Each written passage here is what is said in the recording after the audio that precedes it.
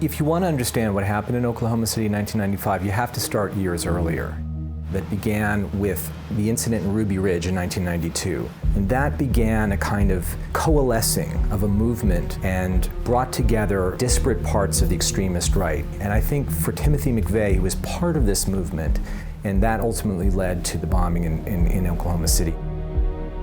Hi, I'm Barak Goodman. I'm the director of Oklahoma City. And I'm Don Kleszy. I'm the editor of Oklahoma City.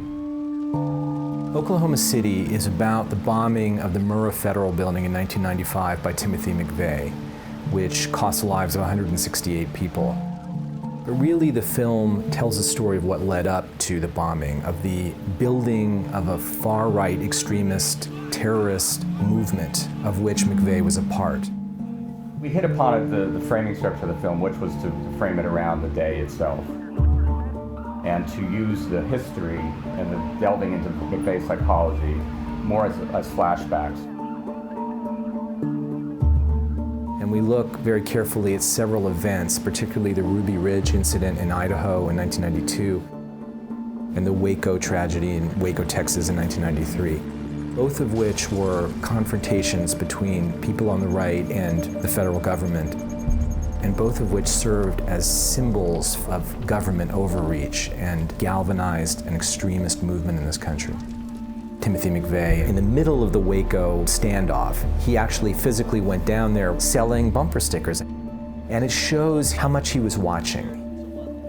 He was looking for places to express his frustration and anger, and here was Waco, and he made a pilgrimage there.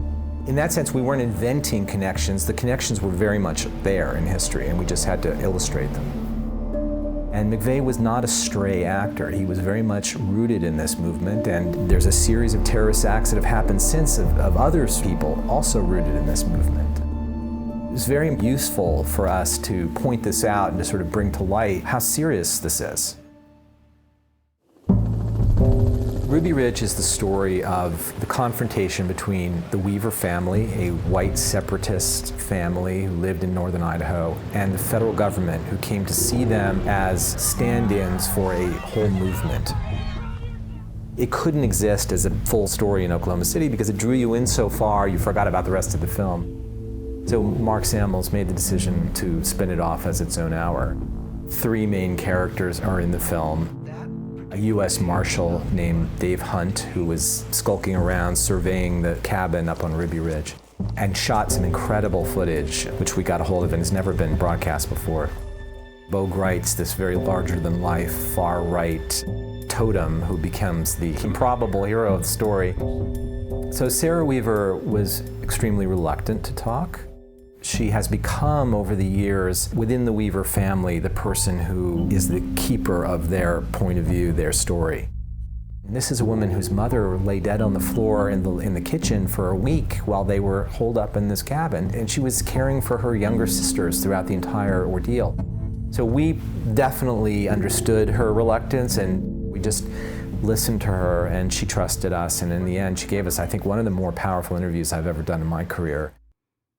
In the Oklahoma City film, Ruby Ridge serves to remind everyone of how it became a kind of symbol for the extremist right and galvanized that movement. But once you actually look at the event and zoom in on this family, it starts to become a story about how things can go wrong when each side perceives the other in a sort of conspiratorial way. It's really about conspiracy thinking.